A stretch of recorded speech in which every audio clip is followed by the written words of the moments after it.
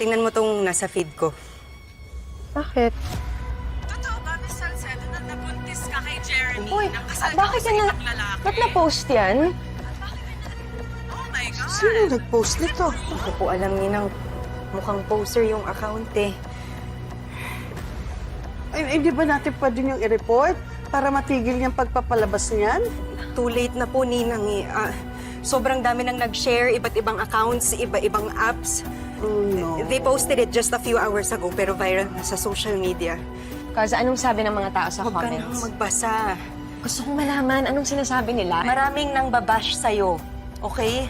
Bakit ako? Very unbecoming. Sabi nila, unprofessional ka daw. Tsaka sabi ng iba, hindi raw yun magandang ugali ng mabuting teacher.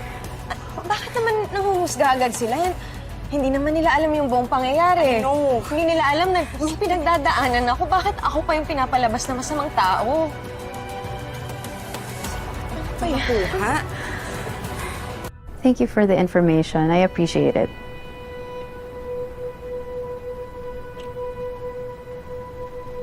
Isa yun sa mga parents na nakausap ko.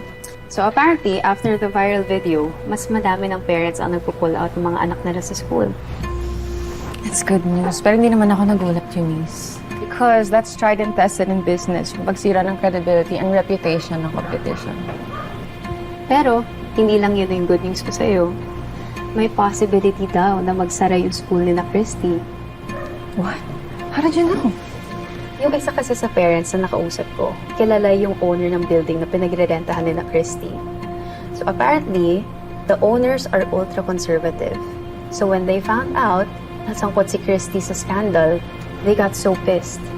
Terminate yung lease contract nila, so may possibility na ma-evict sila at tuluyan na magsara yung school ni na Christy. Oh, I feel so terrible for Christy. I almost feel sorry for her. But you know, I take that back. Kasi siya, nawalan siya ng school. Ako, nawalan ako ng anak dahil sa kanya. Kunak pa nga yan eh. Walang katumbas ang buhay ng anak ko. So I will make it my life's mission to watch her pay and suffer for taking